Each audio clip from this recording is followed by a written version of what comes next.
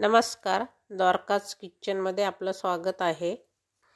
तर आता दिवाळी पण जवळ आलेली आहे. त्यानिमित्ताने आपले वेगवेगळे पदार्थ बनवणं सुरू झालेलंच आहे. बायकांचं दिवाळी म्हटल्यानंतर भरपूर कामं पण असते आणि फराळाचं सुद्धा बनवायचं असतं. तर त्यातलाच एक पदार्थ आज आपण खमंग खुसखुशीत छान काटेरी अशी चकली बनवूया आणि झटपट होणारा पदार्थ आहे आणि कमीत कमी साहित्यामध्ये आज आपण ही चकली बनवणार आहोत. एकदम साधी सोपी रेसिपी आहे. घरात जे साहित्य त्या साहित्यापासूनच आज आपण हे रेसिपी बनवणार आहोत. तर प्लीज सबस्क्राईब करा आणि व्हिडिओ शेवटपर्यंत बघा. चला तर मग सुरुवात करूया. हे 1 कप पोहे घेतलेले आहे मी. हे पोहे मी चाळून आधीच स्वच्छ करून घेतले.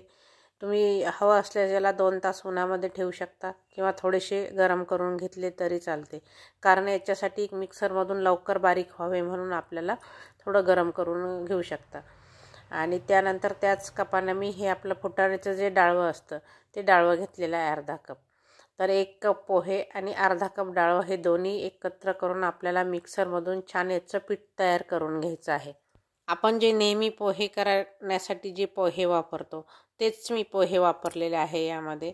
तर आता हे मिक्सरमधून मी बारीक करून घेतलं. आता हे आपण जे मैद्याची चाळणी असते त्या चाळणीने हे चाळून घ्यायचं आहे आणि वरचं जे राहिलेलं ते पुन्हा आपण मिक्सरमधून फिरवून घेणार आहोत.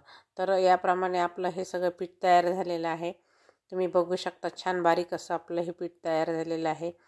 तर याच्यामध्ये आता आपण 2 कप तांदळाचं पीठ वापरणार आहोत. ज्या कपाने आपण पोहे घेतले त्याच कपाने आपल्याला 2 कप तांदळाचं पीठ घ्यायचं आहे. तांदळाचं पीठ खूप जुनं नाही घ्यायचं आहे. हे मी घरीच दळून आणलेलं आहे. हे राशनचे तांदूळ आहे. छान स्वच्छ धुवून वाळवून हे मी दळून आणून ठेवलं. कारण आता दिवाळीची तयारी करायची म्हटल्यानंतर एक 7-8 दिवसापूर्वी मी हे तांदळाचं पीठ दळून आणलेलं आहे. तर तुम्ही खूप 1-1.5 महिन्यापूर्वीचं असं पीठ नका वापरू. तर हे तांदळाचं पीठसुद्धा माझं बारीक आहे. मी त्याच चाळणीने हे चाळून घेतलेलं आहे. आपण सगळे पिठं चाळून घेतले. तुम्ही बघू शकता छान मिक्स करून घ्यायचे आता हे पीठ आपल्याला. आणि त्यामध्ये आपण काही कोरडे मसाले घालणार आहोत. तर आधी आपल्याला तेल गरम करायला ठेवायचं आहे. तर जे आपलं मेजरमेंटचा आपण कप घेतला आहे त्या कपामधला हा छोटा कप आहे. तर अर्धा कप मी तेल घेतलेला आहे. आणि जे पोहे खायच्या चमच्यानं म्हटलं तर 5 चमचे मी हे तेल घेतलेलं आहे. तर तुम्ही कपाचं माप घ्या किंवा चमच्याचं घ्या. तर कडकडीत आपल्याला हे गरम करायचं आहे.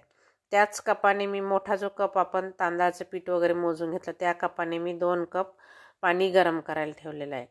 अर्धा चमचा हळद घातली. 1.5 चमचा मी लाल तिखट घातलं. 1 चमचा धने जिरे पावडर घातलं. अर्धा चमचा मी ओवा घातला. 2 चमचे तीळ घातले आणि चवीनुसार मीठ घातलेलं आहे. तर हे जे पोहे खायचा जो चमचा आहे त्या चमच्यानं हे प्रमाण घेतलेलं आहे. आणि मसाल्याच्या डब्याचा जो चमचा आहे त्या चमच्याने मी पाऊण चमचा हिंग घातलेला आहे. छान मिक्स करून घेतलं. तेलही आपलं छान कडकडीत गरम झालेलं आहे. छान मध्यभागी तेल टाकून घ्यायचं आणि नंतर छान चमच्याच्या सहाय्याने आपल्याला हे पीठ मिक्स करून घ्यायचं आहे.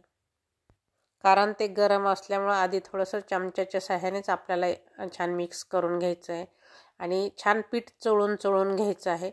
पाणी पण गरम होत आहे गॅसवरती. मंद गॅस ठेवलेला आहे मी. बघू शकता छान मस्त गोळा बनला. एक 5 ते 6 मिनिट मी हे छान एकत्र मोहन घातल्यानंतर पीठ हे छान मळून घेतलेलं आहे. मिक्स करून घेतलं म्हणजे पूर्ण पिठाला आपलं व्यवस्थित मोहन लागलं गेलेलं आहे.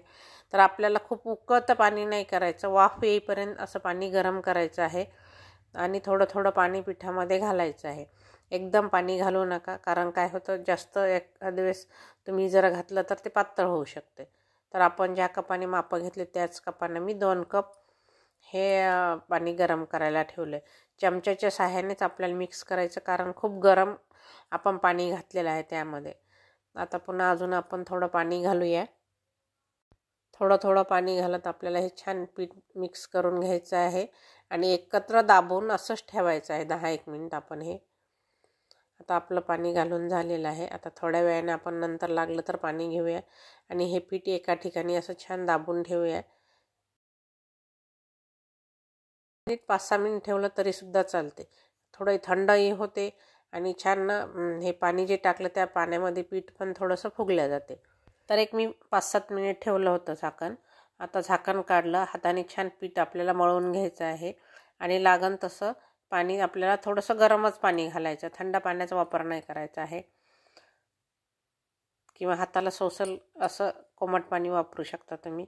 आणि जसं आपण भाकरीचं पीठ कसं मळतो त्याप्रमाणे आपल्याला हे छान पीठ मळून घ्यायचं आहे. आणि लागल्यानंतर आपण थोडंसं पाणी पण वापरलेलं आहे, बघू शकता तुम्ही. छान आता आपलं पीठ भिजून झालेलं आहे. 1 चमचाभर पाणी उरलं माझं, बरोबर पाण्याचं प्रमाण परफेक्ट झालेलं आहे. थोडं पाणी कमी जास्त होऊ शकतं. पीठ भिजतं. आता हे पीठ नाही भिजत घातलं तरीसुद्धा चालते, लगेच तुम्ही चकली करायला घेतली तरी पण चालते. छान सोऱ्याला मी तेल लावून घेतलेलं आहे. तुमच्याकडं काय म्हणता, सोऱ्या म्हणता की साचा म्हणता, कमेंटमध्ये नक्की लिहून पाठवा. आणि हे मी कीर्ती गोल्ड सनफ्लॉवर ऑइल वापरत आहे तळण्यासाठी. याचा धूर पण होत नाही आणि पदार्थ पण जास्त तेलकट होत नाही. गॅसवरती आपलं तेल गरम होत आहे तोपर्यंत आपण हे साच्यामध्ये पीठ घालून घेऊया. आणि छान काटेरी प्लेट लावायची. एका प्लेटला आधी तुम्ही तेल लावून घेतलं तरी चालते, नाही लावलं तरीसुद्धा चालते, कारण ते चिटकत नाही. आणि प्लेटवर आपल्याला छान ही चकली अशी काटेदार छान गोल गोल गोल गोल पाडून घ्यायची आहे. तुमच्या आवडीनुसार तुम्ही मोठी पण बनवू शकता किंवा छोट्या पण बनवू शकते. तर आपण थोड्या थोड्या बनवून घ्यायच्या. आता हे 4-4 5-5 मी करून घेतल्या. तेल खूप कडकडीत गरम नाही करायचं आहे, कारण तुम्ही जर जास्त कडकडीत तेल गरम केलं आणि त्यामध्ये जर चकली टाकली तर त्याला लवकर लाल कलर येईल आणि मधून ते कच्चीच राहील. त्यासाठी काय करायचं, खूप कडकडीत तेल गरम नाही करायचं, मध्यम तेल गरम करायचं आणि गॅस कमी करायचा. त्यानंतर चकली सोडायची त्याच्यामध्ये. खूप चकल्या सोडायच्या नाहीत, 2-2 3-3च चकल्या सोडून घ्यायच्या आणि छान मस्त लालसर कलर येईपर्यंत तळून घ्यायच्या आहे मीडियम गॅसवरती. छान लाल कलर येईपर्यंत मस्त तळून घ्या, म्हणजे ती मध्येपर्यंत छान कुरकुरीत होते चकली.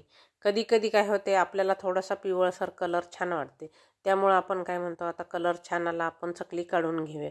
तर ते कधी कधी काय होते, मग ती चकली नरम पडते. त्यासाठी काय करायचं, थोडंसं लालसर कलर येईपर्यंत आणि गॅस मध्यम ठेवूनच ही चकली तळायची, म्हणजे छान आपली चकली खमंग आणि खुसखुशीत होते आणि छान काटे येते.